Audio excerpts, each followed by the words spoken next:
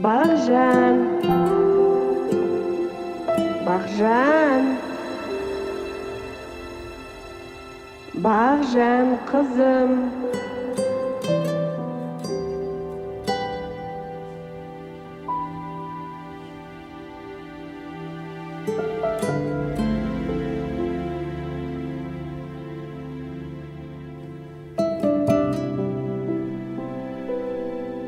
Бағжан, Бағжан қызым, Бағжан, Бағжан қызым. Бағжан қызым, тұра ғой жаным. Анашым, керемет түс көріп жатқан едім ғой. О, қандай керемет түс? Тұра ғой, тұр. Мен бүгін тағы да түсімде әкемді көрдім. Ол үлкен бір әдемі үйде мені еркелетіп жүр екен. Бағжан, түске не кірмейді дейсің? Одан да тұр, кейін, дайындал. Бүгін кімнің туған күніне барамыз? Қымбаттан. Жүр, әрекетіңді істе. Анашым. Ау, жаным. Маған мынаны айтыңызшы. Нені? Менің әкем қайда?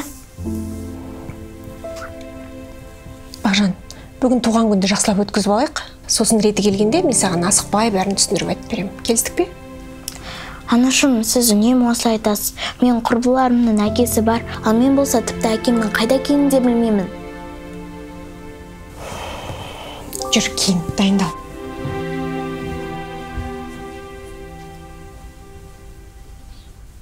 Мен бәрібір де әкемнің қайда екенін білетін боламын. Осыған жақсылап кірісуім керек. Өзің керемет санайды-ау, домбырада мықты ойнайтын күйші сияқты. Соны айтсайшы, домбырасы ескі көрінеді. Ал менікін кеше ғана ең қымбат шеберге жасатып, атанам маған сыйға тартты. Зор домбыра екен. Домбыраң құтты болсын. Рахмет. Қаншалықты мықты домбырасы санда мен сияқты күй тарта алмайтын анық қой. Өзіңді мықтымын деп санап тұрсың ба? Иә, мен мықтымын. Кетші. Кетпесем ше. Кетесің, кетпесең, кеткіземіз. Не дейсің? Мұстафа, сен біріншіден еркек бол. Ал сен өзіңді дұрыстап ұста.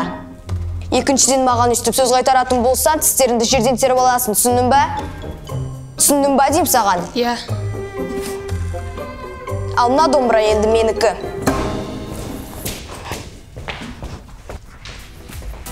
Ақ тілекпенен басыңа бақыт байланар, құшақ толып бірге жақындармен. Ассалаумағалейкум Ереке. Ал, туған күн құтты болсын, қымбатжан. Үлкен қызды болып өсе бер, сәлематсыздар ма? Бала біздің бақытымыз ғой енді. Өркендей бер, өркенің өссін. Басты денсаулығы барлығы мықты болсын. Кішкентай қыз еді, өз қалыпты. Бәрекелді. Сенің туған күнің, зор денсаулық тілеймін, бақытты өмір сүргін, жаныңда болсын деймін, ашар көңіл сырың, жан серігің. Бүгін, сенің туған күнің, аман болсын ата-анаң, тарту еткен ғұмыр, әр күніне жаратқан, төксін шуақ нұрын, ойнап күлгін.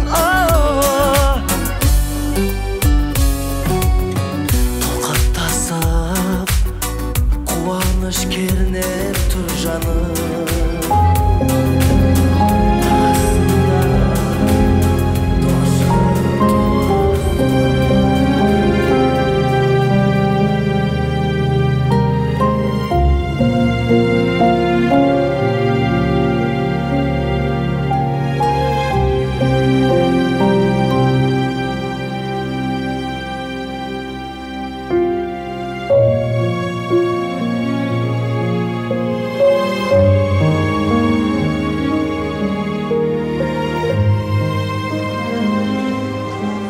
Ханымдар, отырыс қалай, ұнап жатыр ма? Қалай отырсыздар? Бәрі жақсы отыр. Бұлай жиналмағалы да көп болыпты. Ерлан, Ақтолқын шақырғандарыңызға көп рахмет. Қымбат үлкен азаматша болып өсе берсін. Ал мен көп рахмет. Құралай, сен біздің ескі досымызсың. Сол үшін мен айтпағанда кім айтады? Жалғыз жүргеніңе де көп болды. Қызыңа да әке махаббаты керек дегендей.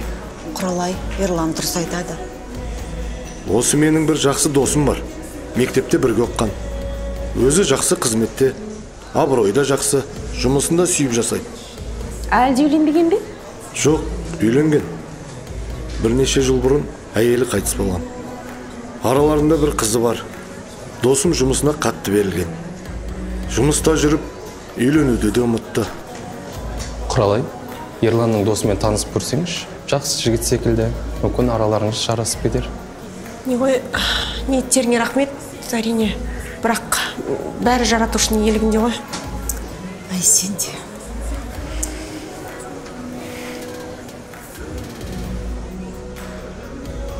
Бағжан, неге көңіл күйің жоқ?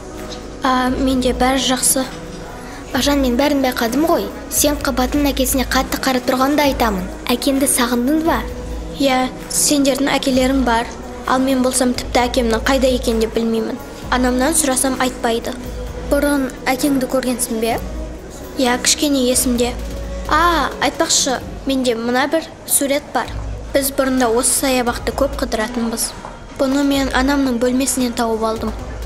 Соңғы рет әкемді осы саябақта көргенмін. Ол саябақ қайда?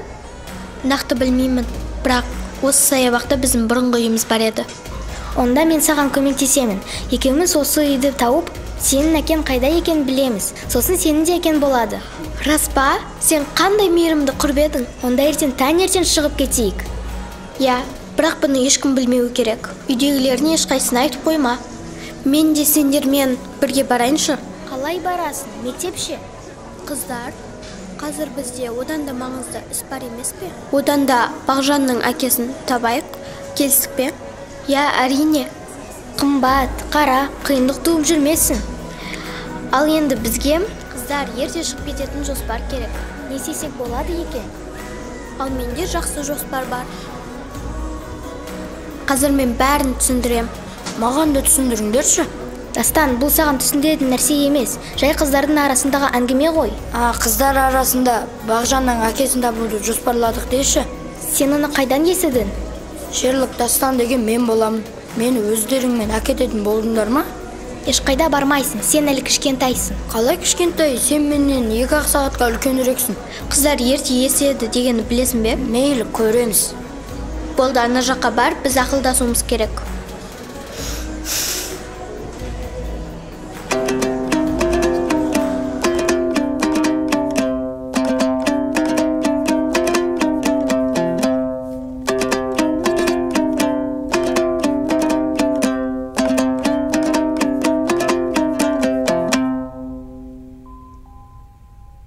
Кім болды екен тапа-тал түсте? Қазір. Сәлематсыз ба? Кімді іздедіңіз? Аружанның анасысыз ба? Иә. Шақырыңыз қызыңызды. Кіріңіз. Тыныштық па не болып қалды? Қызыңызды дұрыстап тәрбиелемейсіз ба? Ол баланы ұрған нес? Домбырасын тартып алған. Әкеліңдер домбырасын. Тоқтаңыз, сіз қателесіп тұрған сияқтысыз. Мен қызым мүлдем ондай емес. Ондай болған жағдайда да енді ұлыңыз қыздан таяқ жеген ұят болыпты енді. Сіздер мені кінәлап тұрсыздар ма? Үстеріңізден шағым жазам. Жоқ, кешіресіз қазір. Аружан, қызым! Аружан, кеш бері. Бұл жігіт неге ұрасын? Қайда домбырасы алып кел бар? Мен оны ұрмадым. Домбырасы қайда? Бар алып кел.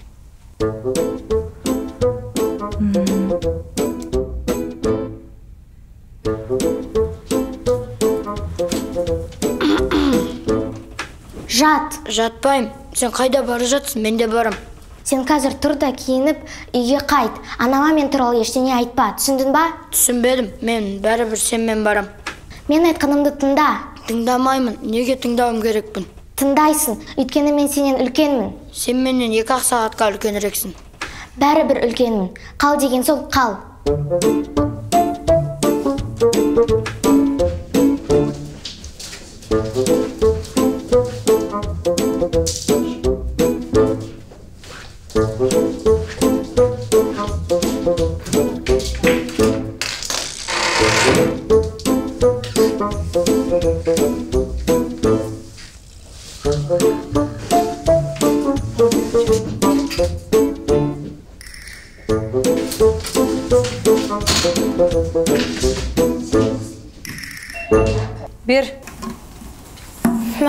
слабық.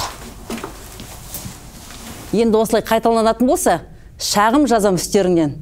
Жүр балам. Кешіресіз, енді үйдің жалғыз қызы еркелегені ғой. Сау болыңыз. Аружан! Аружан, тоқта! Сен не істеп жүрсің? Ұрған не баланы? Ұялмайсың ба, қыз емессің ба сен? Мен оны ұрған жоқпын. Екіншіден ол өзі бастады. Ал домбырасын алып қойғаным рас. Өзінен көрсін. Қысқарт. Сен соңғы кезде өзгеріп бара жатсың. Ертең барда кешірім сұра. Ешқашан ешкімнен кешірім сұрамаймын. Тұрайсың.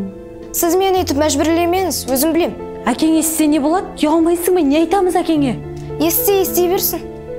Сен өзгеріп бара жатсың, тіпті мен де тыңдағың келмей ма? Тоқта. Мен саған сөйлеп жатырмын. Сен бұндай тірлігіме бізді ұятқа қалдырып жатсың. Мен сіздерді ұятқа қалдырып жүр екем ғой. Енді ұялмайсыздар.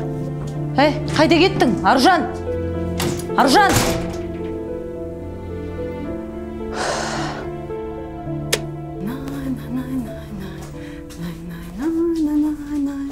Қыздар, тұрыңдар, қайырлы таң. Таңғастарыңды ішіп алыңдар, сосын қалаға серуендеп қайтамыз. Таң атып кетіпті, қыздар.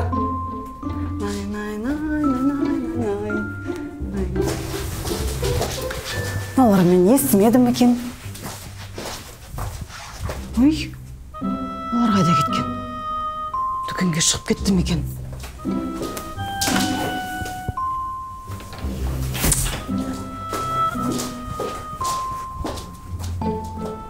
Қымбат. Анашым, мен және Бағжан Амираның үйіне кеттік. Жеткен соң хабарласам, мен сізді жақсы көремін. Қымбат. Мен де кеттім дастан. О, Құдайым-ай.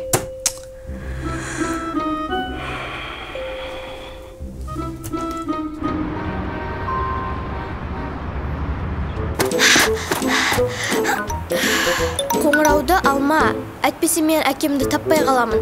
Біздің жоспарымыз құртылып кетеді ғой. Мә, ал.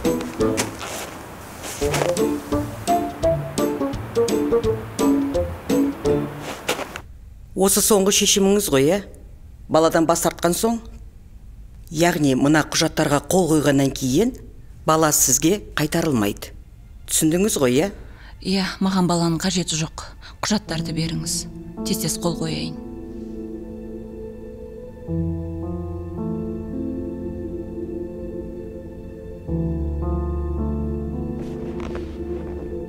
Тас жүрек екен, Иә, өз баласын қалай тастайды екен.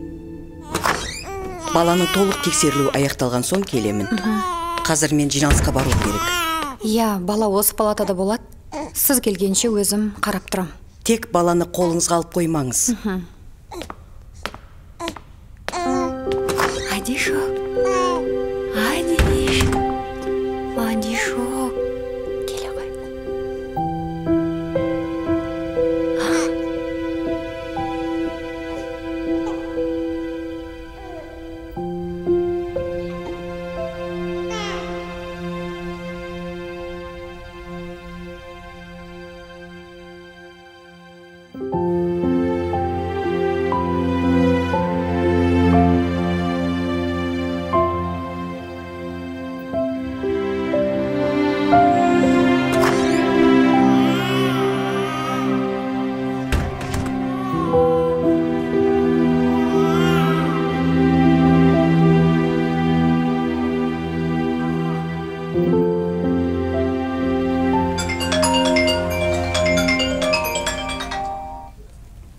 Алло?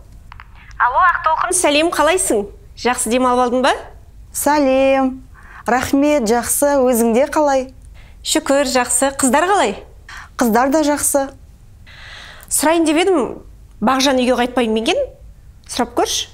Олар таңертең мен ұйықтап жатқанда Амираның үйіне кетіп қалыпты. Өздерімен бірге Дастанды дала кеткен көрінеді. Өздері? О, Құдай.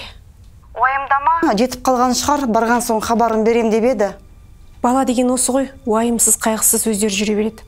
Қой, мен Айнұрға хабарласайыншы? Хабарлассаң, қоңырауды үзбей хабарласшы, мен де естейін.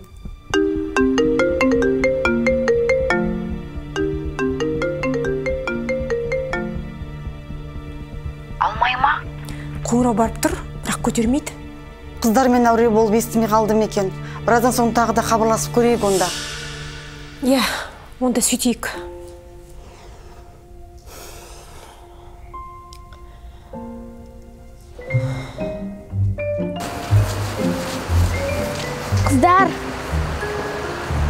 Қыздар, қараңдар, мына жерде асхана бар. Осы жерге кіріп, қарнымыз аш десек, бізге тамақ беретін шығар. Мүмкін кіріп көрейік, жоқ десе басқадан сұрап көреміз.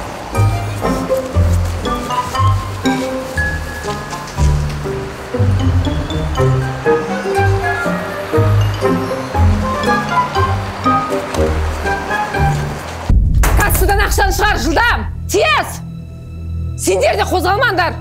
Ұқтыңдар ма? Полицияға звондаушы болма!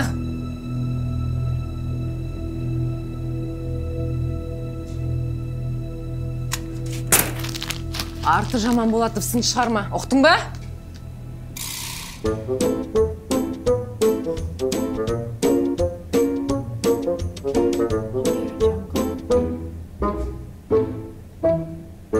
Отыр!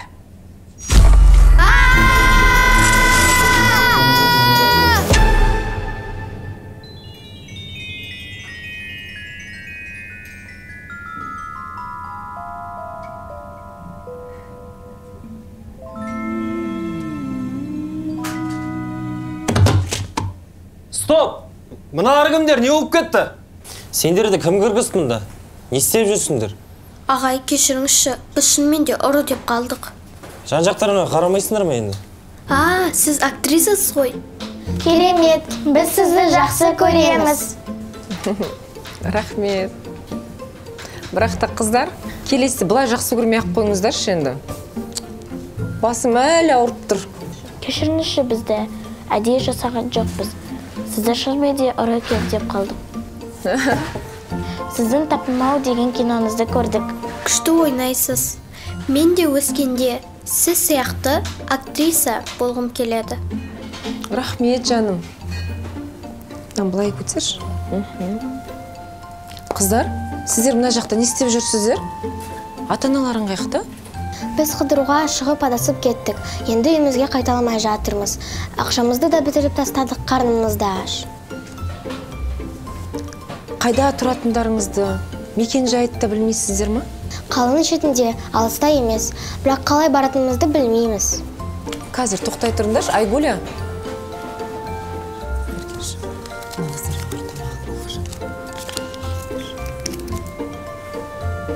Сендерді ата-аналарың қалай жеріп қойып жүр, қыздар? Үйлерінің қасында не бар екенін, мектеп па, дүкен ба? Мүмкін қақпаның түсі ма? Еш нәрсе білмейсіңдер ма? Жоқ, білмейміз. Бірақ бізде мына бір сурет бар. Мүмкін сізге таныс болып қалар. Қыздар, былай істеп, мен барынша сендерге көмектесуге тырысып көрейін. Мен қазір мынаны алып Айгүлге жіберем. Айгүл бос уақыты болған кезде міндетті түрде қарап, интернеттен салыстырып мынаны көрсін, е? Рахмет сізге, әпке. Сіз сондай мейірімдісіз. Я, өмірде де жақсы адам екенсіз. Рахмет. Қыздар, уақыт аз. Түсірейік, жалғастырайық жұмысымызды. Я, білесің бе? Тас жүрек ана өз баласын өз еркімен тастап кетті.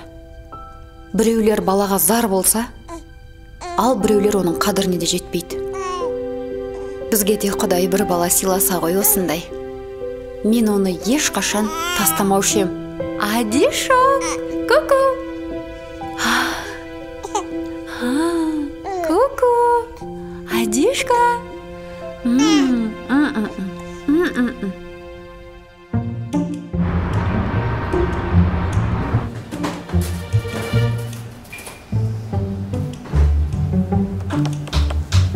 Қыздар, өкінішке қарай, мына суреттегі үйді табу қиынға түсіп тұр. Бізге уақыт керек. Нұргүл ханым, бізде жұмыс уақыт талап етіп отыр. 1 минут. Сондықтан сіздер қазір міндетті түрде тамақтарыңды ішіп аласыздар. Одан кейін далаға шығып ойнасаңыздар болады. Айгүля, беркеш. мына қыздар қазір міндетті түрде тамақтанып алсын, асықпай отырып, иә? Қарап қойшы осы қыздар. Нұргүл ханым, өтініш. Все, қыздар. Ас болсын, жақсылап ішіп алыңдар тамақтан. Кейін кездесеміз. Неге өтірік айттың? Бәріміз саған қосылып, өтірікті көп сөйлеп кеттік қой. Мағжанның әкесін іздеп шықтық. Үйге айтпай қашып едік деп айтсақ, актриса дұрыс түсінбей, бізді үйімізге қайтарып жіберсе не болмақ? Иә, ол да бар.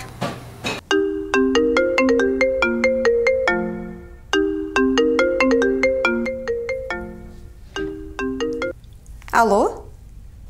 Алло, Айнұр. Не істеп жатсың? Телефон көтермейсің ғой? Дүкенге шығып кетіп едім. Телефоным қалып қойды басқа бөлмеде. Не болып қалды?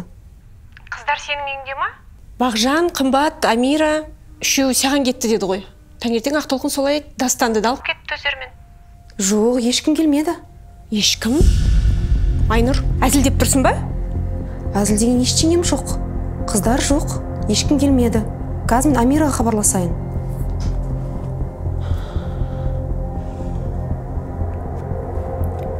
Алло, Құралай, не болды? Бір хабарын білдің бе? Ақтолқын, шыныңды айтшы. Қыздар қайда? Қалай қайда? Мен айттым ғой, Айнұрдың үйіне кетті деп оларды.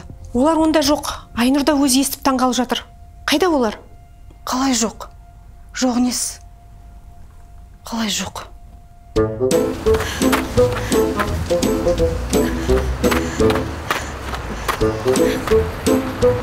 Қыздар, артымыздан біреу бізді аңдып келе жатыр. Үлкен кісі ме? Жоқ, кішкентай біреу. Кімсің? Шық бері. Сендер мені көрген жоқсыңдар, мен көрінбейтін адаммын.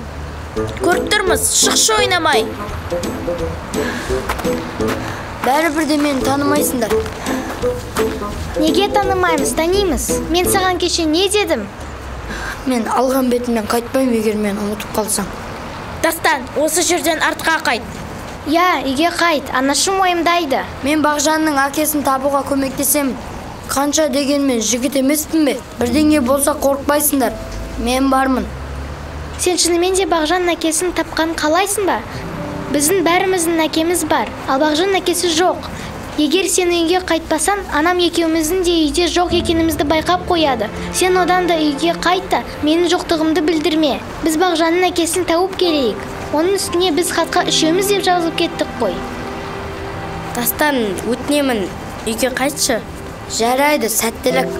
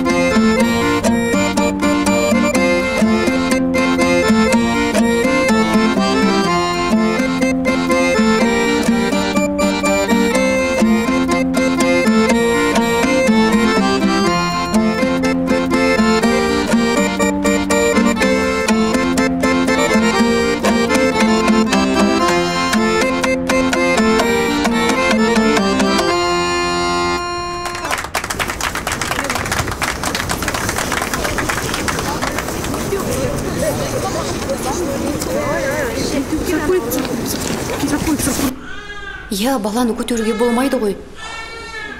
Әттең бауырыма бір басып көтеріп алғым келіп тұрғаны. Енді қайтесің, тиіспе десе, тиіспей қойшы. Ақтолқын, сен қызықсың, қыздарды жіберіп қойып қалай қарап отырдың? Мен жіберген жоқпын.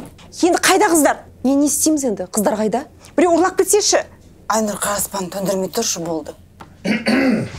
Сәлематсыздар ма? Біз қыздарымызды жоғалтып қойдық. Өтінемін, тауып беріңіздерші бізге.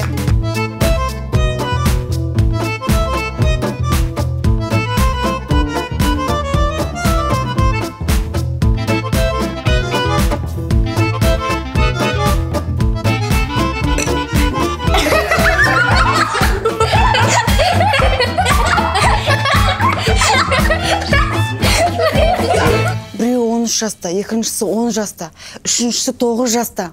Және бір ұл бала бар 8 жаста. Таңертең шығып кеткеннен белгісіз әлі. Сабыр қылыңыздаршы, мен түсінбедім. Бір адам сөйлесін. 8, 9, қанша қыз, түк түсінбедім мен. Мен айтайын, қызым Қымбаттың туған күні болған. Туған күннен кейін 2 қыз біздің үйге қонуға қалған еді. Олар біздің қыздар. Таңертең тұрсам, олар үйде жоқ. Иә, сонымен? Мен телефон соқтым Ақтолқынға таңертең. Ақтолқын айтады, Айнұрдың үйінде дейді. Біздің үйде болған жоқ. Телефон хабар бармай тұрма мүлдем сонда? Жоқ, алмай тұрмыз. Қанша уақыт болды үйден шыққандарын өзі? Шамамен 5-6 сағат болды. Адам жоғалғанда 2 күннен кейін ғана іздеу салынады. Сабыр етіңіздер, келіп қалар. Сіз қалай уайымдамайсыз сонда? 5-6 сағат деген аз уақыт емес қой. Бір нәрсе болып қалса сосын іздейсіздер ма сонда? Сонда біреу ұрлап кетсеші. Сіз не айтып тұрсыз? Сіздің бала шағаңыз бар ма? Сіз қандай қатыгезсіз? Ханымдар, сабыр сақтаңыздар. Қыздарыңызбен хабарласа алмадыңыздар ма? Әлде сөйлестіңіздер ме? Жоқ, хабарсыз, телефон алмайды. Уайымдамаңыздар, барлық іс-шара қаралады. Қыздарыңызды міндетті түрде табамыз. Рахмет сізге, ата. Оқасы жоқ, айналайындар. Домбырада әдемі ойнайды екенсің. Рахмет. Қайдан үйренгенсіз? Мектептен. Ата, ал сізге мына сурет таныс па? Бұл Болғарағайдағы саябақ болу керек. Бұл жерді неге сұрадыңдар? Біз құрбымыз Бағжанның әкесін іздеп шыққан едік. Әкесін? Онда қалай барасыңдар? Қыздар, жаңағы актрис айтып еді ғой, бізді сол жерге апарамыз деп. Мүмкін сол жерге барып көреміз. Я, кеттік. Айтпақшы, сен атын кім? Аружан, ал сендердің? Мен Амира. Мен Бағжан, ал мен Қымбат. Танысқаныма қуаныштымын. Міне мыналар ғой, мыналар. Қыздар. Қарындарың тойды ма? Қыздар, сендер бұларды танисыңдар ма? Жоқ. Шығарындар ақшаларың тез. Бізде ақша жоқ. Шығар, әлдегі тартып аламыз. Қыздар, қазір 1, 2, 3-ке қашамыз. 1, 2, 3, қаштық.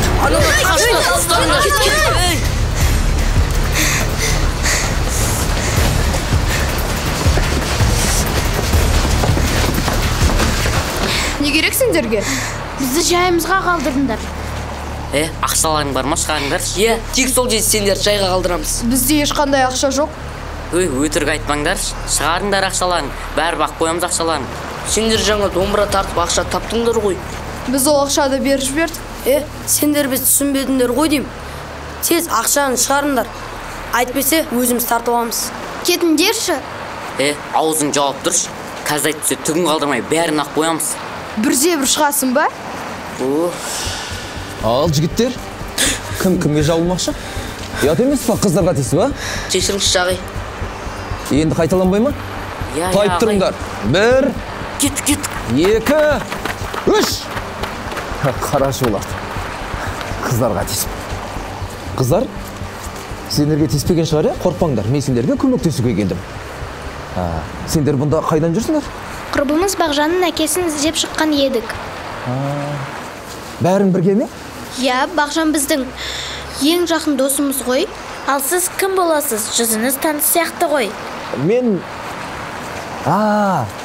Мен сендерге көмектесетін достарың деп біліңдер.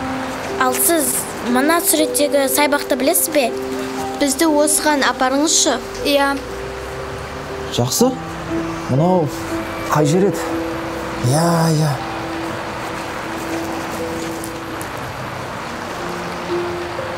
Мен бұл жерді білетін сияқтымын. Мен сендерге көмектесем.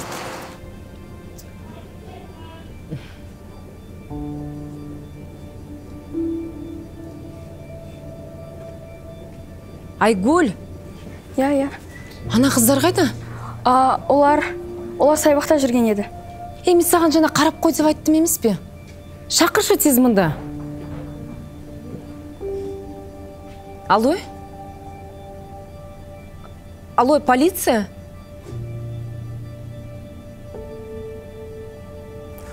Қыздар жайлы хабар келді. Оларды саябақта көрген адам бар екен.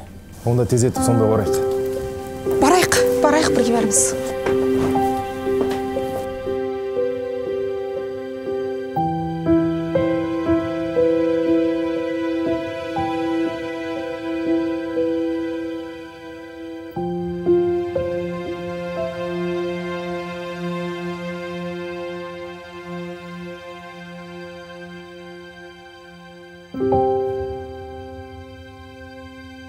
Мына бала өзі бір тәтті екен. Осындай балам болса ғой, шіркін. Бұл да бір Құдайдың сынағы шығар. Қанша жыл бізге бала бермей. Ал біреулердің баласын қалай тастап жатқанына куә болу да ауыр екен. Сынақ демекші, бұл босқа емес сияқты. Мүмкін Құдай осы баланы бауырыңа бас деп жіберген шығар. Меніңше солай сияқты. Болатпен сөйлесіп көрейін. Иә, сөйлесіп көрейінші.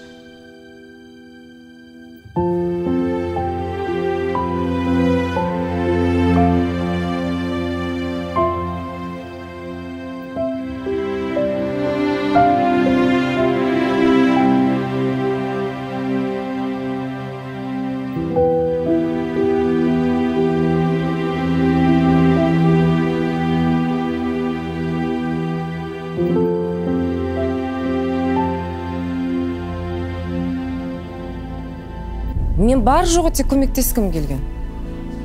Сонда олардың маған өтірік айтқаны ма? Сіз бір сурет көрсетті деп едіңіз, бейнелеп беріңізші, не сурет ол? Иә. Қолдарындағы бар суретті түсіріп алғам. Мекен жай деп көрсетіп, мен іздеп көрем деп көмектесем деп уәде еткем.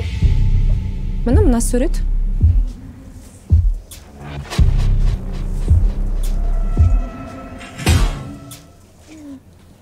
Құралай, мына сенің. Қызық екен, сонда олар осы үйді іздеп жүр ме? Маған көрсеткен осы.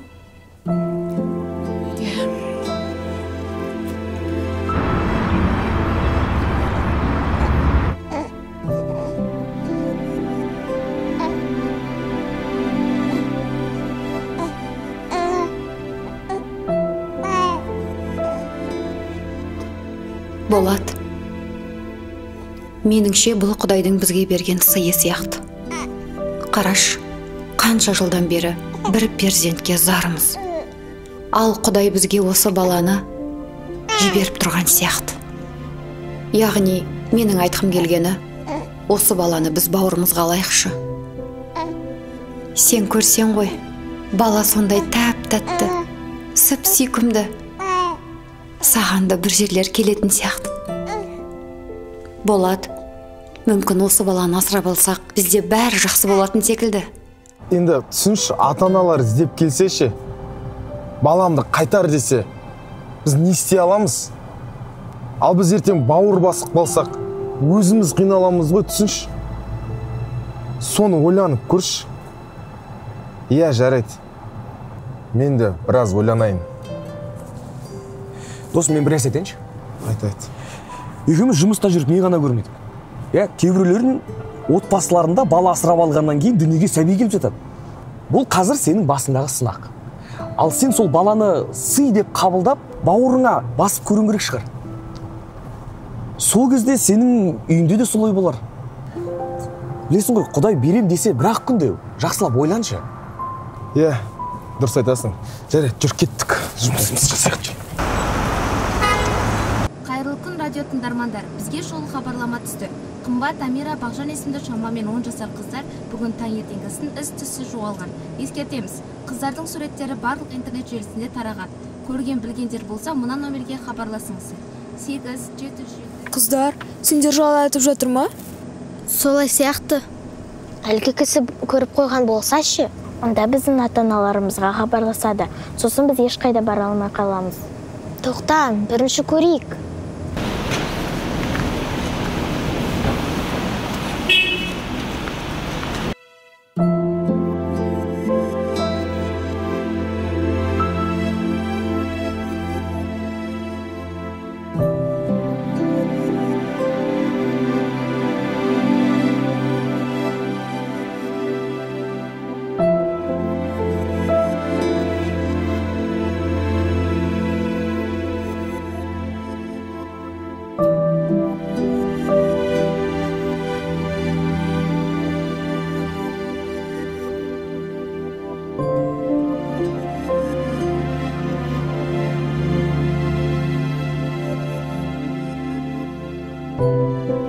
Алыңдар, жеңдер.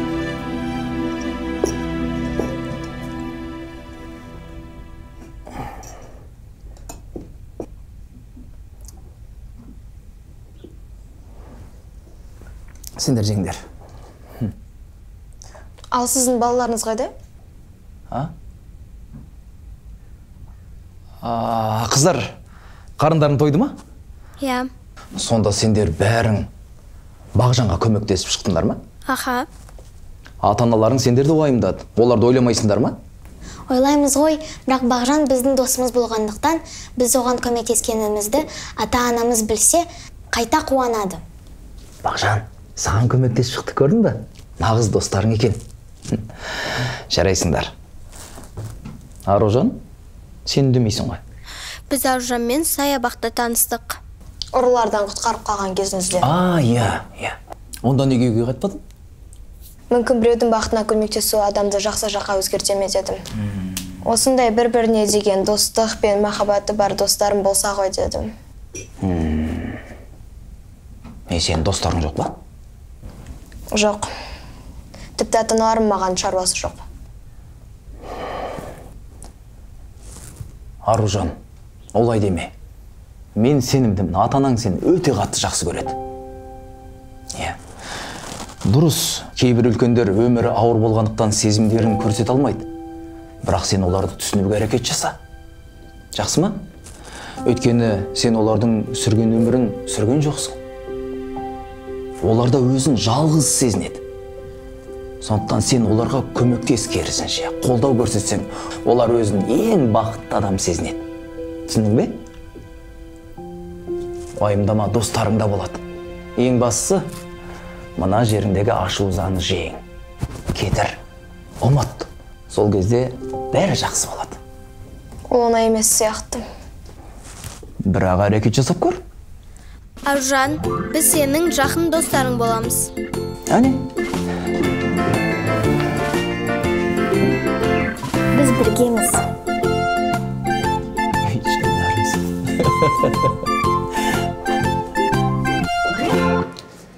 Оларды көрдім.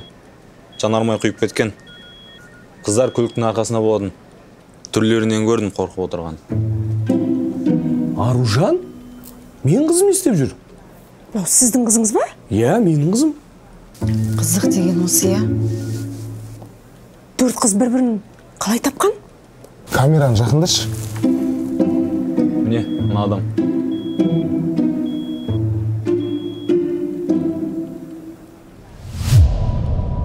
Ұрының түрі анықталды. Жасы 40-тар шамасындағы ер адам. Қазір суретін жібереміз. Барлық жерге таратыңдар. Тоқтаңыз. Таратпаңыз. Мен бұл адамды танимын. Қалай танимын? Кім бұл? Бұл менің күйеуім. Бұлардың қайда бара жатқанын мен білетін сияқтымын. Енді танып тұрсаңыз бағаналы бері айтпайсыз ба? Өзім де енді білдім. Жарайды, енді күнді кеш қылмайық. Тез етсек қуып жетеміз. Қаныңдар, сіздер көлікке отыра беріңіздер. Сізге рахмет. Сұрақтарыңыз болса, сізге хабарға шығамыз.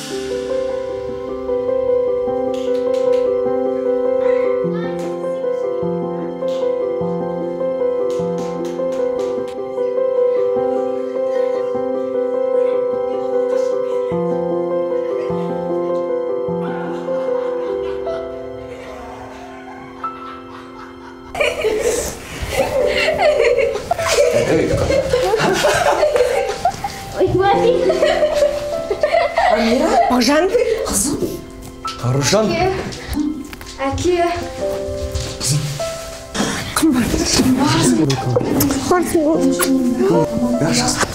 Барсың ба, несі ашып кетті? Қарның ашқан жоқ.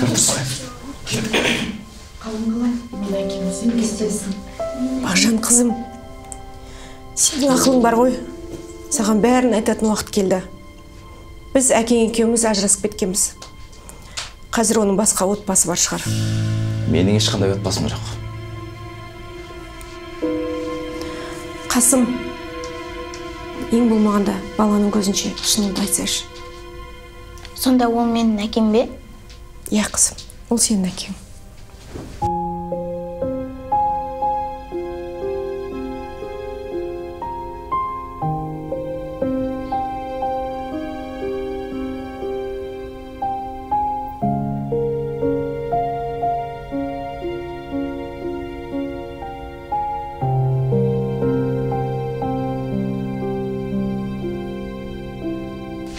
Әке!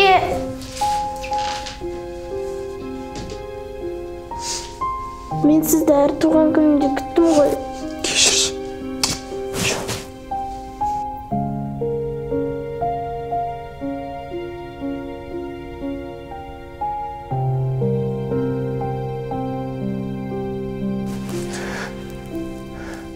Құралай,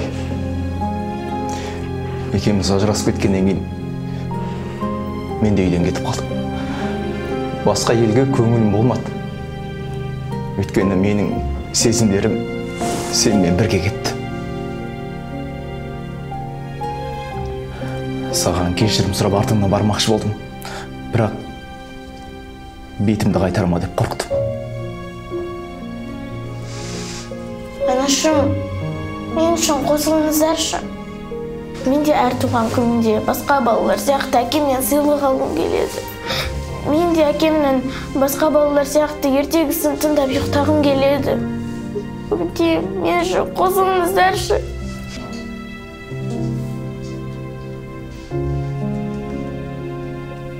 Иә қызым, біз қосыламыз.